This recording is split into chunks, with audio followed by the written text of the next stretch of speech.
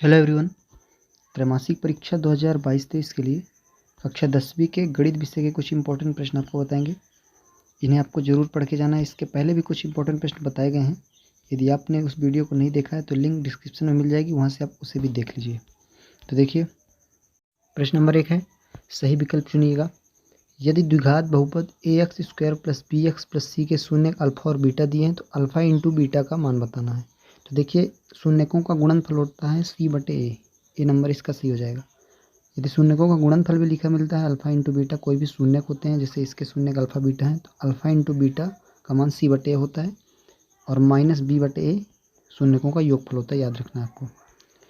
दूसरा है, यदि द्विघात बहुपद ax² + bx + c के शून्यक अल्फा बीटा, तो अल्फा प्लस बीटा का मान माइनस b/a सी नंबर पे दिया हुआ है, तो ये दोनों आपको याद रखना है। तीसरा है, रेखिक बहुपद ax + b का शून्यक क्या होगा। तो देखिए, शून्यक जब किसी का भी ज्ञात करने को आएगा तो आपको क्या करना है कि उसका मान ax + b जैसे दिया है इसका बराबर 0 ले लेंगे, तो सीधे x की वैल्यू क्या आ जाएगी, माइनस b/a। ये शून्यक हो जाएगा इसका, तो माइनस b/a सी नंबर पे हो जाएगा। क्वेश्चन नंबर 4 है, बहुपद x² - 3 के शून्यक। तो देखिए, a² - b² का फार्मूला लगेगा, तो इसको √3 का स्क्वायर लिख सकते हैं और ये x का स्क्वायर है, तो a² - b² का हो जाता है a + b x + √3 और a - b x - √3 हो जाएगा। और जब इसको बराबर 0 लेंगे तो एक माइनस में √3 आ जाएगा और एक प्लस में √3 आ जाएगा, तो प्लस और माइनस √3 हो जाएगा। ये नंबर इसका सही हो जाएगा। पांचवा है, बहुपद x² + 7x + 10 के शून्यक क्या होंगे। तो देखिए, गुणनखंड करेंगे, गुणा करने पे 10 आए और जोड़ने पे 7 आए, तो ऐसी संख्या होती है 5x और 2x लेना है। तो x² 7x के जगह पे लिख देंगे 5x + 2x और आखिरी में 10 है। इसको बराबर 0 लेना है क्योंकि शून्यक ज्ञात करना है, तो x कॉमन ले लेंगे तो आ जाएगा x + 5। इन दोनों से +2 कॉमन ले लेंगे तो x + 5 इसमें भी आ जाएगा। तो एक गुणनखंड आपका आएगा x + 5 और एक गुणनखंड आएगा x + 2। तो देखिए, +5 -5 हो जाएगा, x की वैल्यू निकालेंगे तो, और +2 -2 हो जाएगा, तो -5 और -2 देखिए किस नंबर पे दिए गए हैं, -2 और -5 बी नंबर पे दिया हुआ है। छठवा है, बहुपद x + 1 x² - x की पावर 4 के लिए घात होगी। तो इसमें क्या करेंगे, सबसे पहले गुणा करेंगे। तो देखिए, एक x का जब x की पावर 4 से गुणा हो जाएगा तो x की पावर 5 यानी घात जो होगी 5 होगी, तो इसका सही आंसर डी हो जाएगा। बहुपद की जो घात होती है, घात कभी भी आपको याद रखना, 9th में भी था, बहुपद की घात वही कहलाती है जो चर की सबसे बड़ी घात हो। तो यहाँ पे तो 4 दिख रही है, लेकिन जब इसका गुणा हो जाएगा तो 5 सबसे बड़ी घात है, तो इसका ये हो जाएगा। सातवां है, ये द्विघात बहुपद के शून्यक दिए हैं -3 और 4, तो द्विघात बहुपद बताना है। तो देखिए, सबसे पहले ABC के मान ज्ञात करने होंगे। तो जानते हैं कि -b/a जो होता है शून्यकों का योगफल होता है, तो शून्यकों का योगफल करेंगे जो, तो -3 और +4 करेंगे तो इसका मान क्या आ जाएगा, 1 आ जाएगा प्लस में, तो 1/1 ले लेंगे। तो a का मान देखिए 1 है और b का मान -1 कहलाएगा, तो a का मान तो 1 आ गया और b का मान -1 याद रखना है। और गुणनफल करेंगे तो 4 3 12 आ जाएगा, c/a की जो वैल्यू आ जाएगी, शून्यक है ये तो शून्यकों का गुणनफल करना पड़ेगा, c/a जो होता है तो -12 हो जाएगा, और बट्टे में 1 है, a का मान तो 1 ज्ञात कर चुके हैं और b का मान -1 ज्ञात कर चुके हैं और c का मान -12 हो जाएगा। तो आपका द्विघात बहुपद जो बनेगा ax² यानी 1x² + bx यानी -1x और आखिरी में प्लस c जो होता है तो -12 हो जाएगा, तो ये इसका ए नंबर हो जाएगा। ax² + bx + c होता है तो a का मान 1 देखिए, b का मान -1 और c का मान -12। इसके आगे देखेंगे क्वेश्चन नंबर 2। प्रश्न नंबर 2 में रिक्त स्थान की पूर्ति कीजिए। फर्स्ट क्वेश्चन है, रेखिक बहुपद जो दिया है ax + b, इसका शून्यक क्या होगा। तो देखिए, फिर वही है ax + b, इसको बराबर 0 लेंगे तो x की जो वैल्यू आ जाएगी, b जाएगा माइनस में और a जाएगा बटे में, तो -b/a इसका आंसर हो जाएगा, -b/a। दो बहुपदों का गुणनफल भी एक बहुपद होता है, सेकंड का भी बहुपद हो जाएगा। तीसरा है, बहुपद x² + 4x + 8 के शून्यकों का योग। तो देखिए, शून्यकों का योग होता है -b/a, तो b का मान यहाँ पे 4 है, a का मान 1 है और c का मान 8 है, तो -b/a लिखना है, तो -4/a, a का मान 1 है इसलिए -4 इसका हो जाएगा। चौथा है, बहुपद x² + 4x + 8 के शून्यकों का गुणनफल। तो c/a होता है, तो c का मान 8 है, तो और बटे में a 1 आ जाएगा तो 8 ही आ जाएगा। पांचवा है, यदि बहुपद k - 1 x² + kx + 1 का शून्यक दिया, देखिए -3, x की जगह पे -3 रखना है और बराबर 0 लेंगे तो k का मान आ जाएगा, देखिए इसको समझ लेते हैं।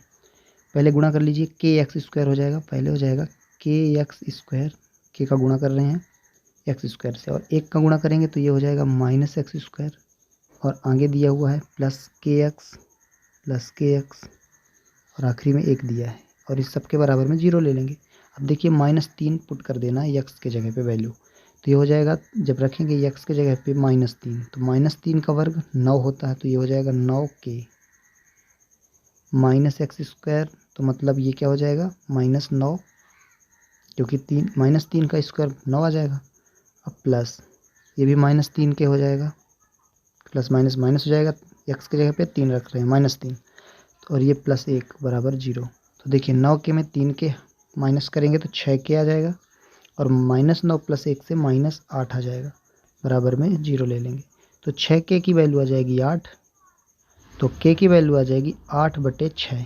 काट दीजिए, 2 से 2 चौको 8, 2 3 6, 4/3 के का मान आ जाएगा, तो यहाँ पे 4/3 हो जाएगा।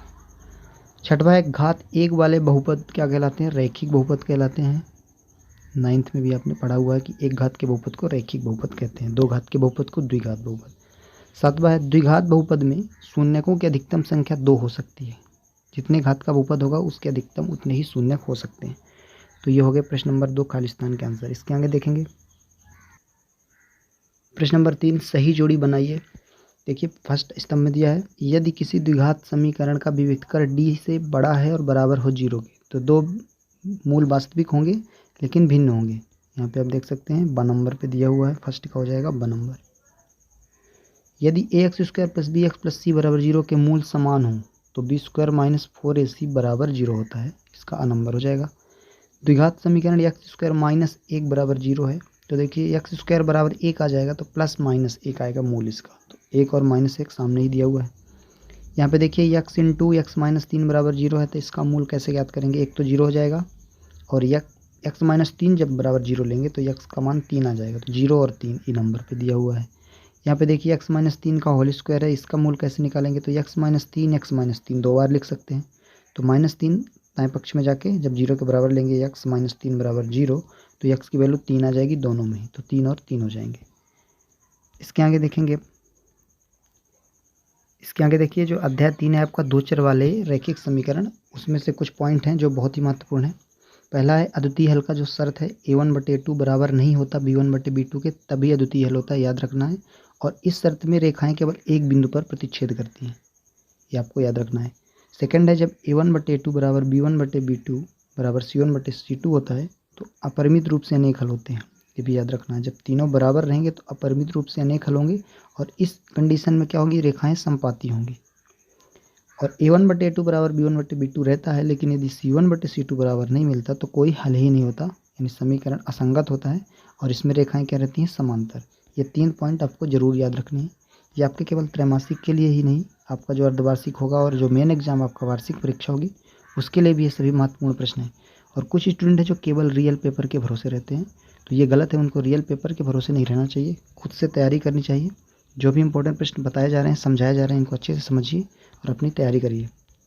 देखिए कुछ और महत्वपूर्ण प्रश्न, जैसे प्रतिस्थापन विधि और विलोपन विधि, आपके अध्याय 3 से 2 चर वाला रैखिक समीकरण है, इससे अवश्य परीक्षा में आता है, तो इसको समझ लीजिए। यहाँ पे प्रतिस्थापन विधि से हल करना है। 2 समीकरण दिए हैं, पहला समीकरण है x - 2y बराबर 0, और दूसरा समीकरण है 3x - 4y बराबर 20। तो देखिए समीकरण 1 से या 2 किसी भी एक समीकरण से आपको किसी भी एक चर का पहले मान ज्ञात करना है। वो प्रतिस्थापन विधि में समीकरण 3 बनाना पड़ता है, फिर उसी की वैल्यू नेक्स्ट समीकरण में रखना है। तो देखिए सबसे पहले लिखेंगे समीकरण 1 से, लिखेंगे समीकरण 1 से, समीकरण 1 से देखिए x की वैल्यू ज्ञात कर रहे हैं, ये समीकरण 1 है, समझ लीजिए। तो x बराबर क्या जाएगा? जो आपका 3 बनेगा, 2y जाएगा दाएं पक्ष में, तो 0 + 2y हो जाएगा, यानी 2y आ जाएगा, ये आपका समीकरण 3 हो जाएगा। ध्यान से समझ लीजिए, x - 2y बराबर 0 दिया था, तो x बराबर 2y हो जाएगा, दाएं पक्ष में 2y जाएगा, तो -2y था, तो +2y हो जाएगा। तो ये x की वैल्यू जो आई है इसको समीकरण 2 में रख देंगे। ये जो समीकरण 3 का मान है, यह मान किस में रख देंगे? यह मान समीकरण 2 में रख देंगे। देखिए 2y रखना है आपको, x के स्थान पे रखते हैं, समीकरण 2 में x के स्थान पे। समीकरण है 3x, तो x की जगह पे 2y रख देना है, +4y बराबर में 20 दिया है।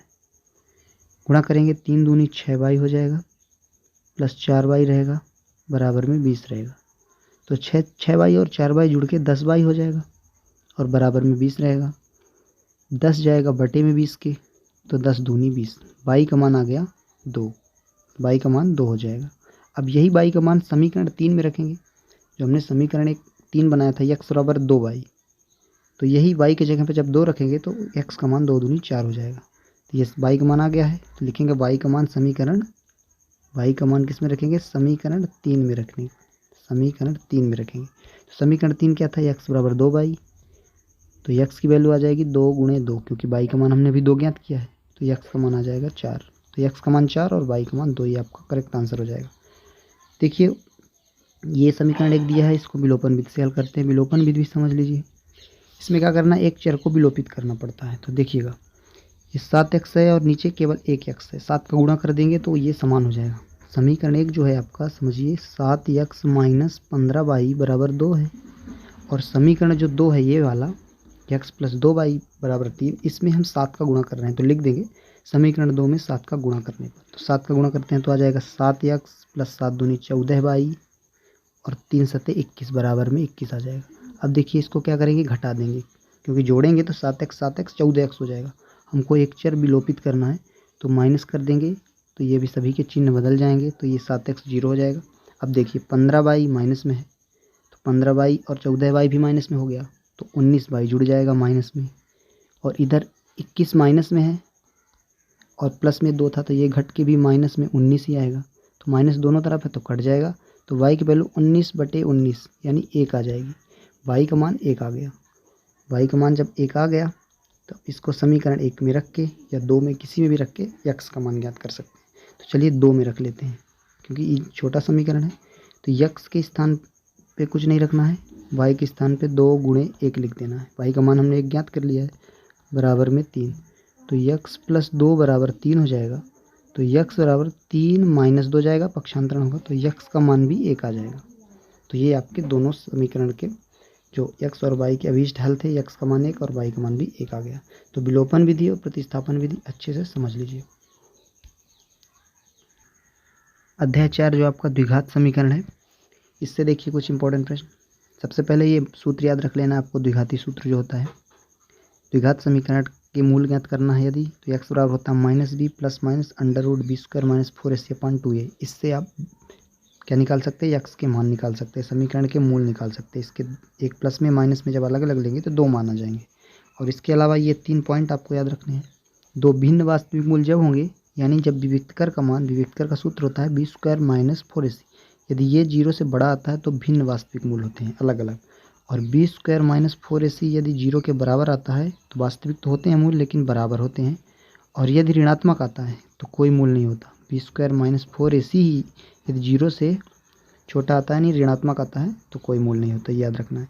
और कोई यदि मान लीजिए समीकरण दिया हुआ है, जैसे x² प्लस 9x प्लस 20, ये एक द्विघात समीकरण है देखिए, तो इसका विविक्तकर ज्ञात करने को आता है। तो b² माइनस 4ac वाले फार्मूला से आप निकाल सकते हैं। b² जैसे यहाँ पे 9 है तो 9² माइनस 4ac, 4 इंटू a का मान 1 है और c का मान 20 है, तो 9 का वर्ग 81 हुआ और 20 चौको 80 हुआ, तो इसका मान 1 आ जाएगा। तो विविक्तकर भी आप इस सूत्र से निकाल सकते हैं।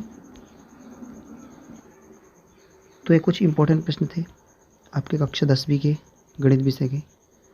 इसको तैयार कर लीजिए और अपनी तैयारी अच्छे से करिए, रियल पेपर के भरोसे मत रहिए।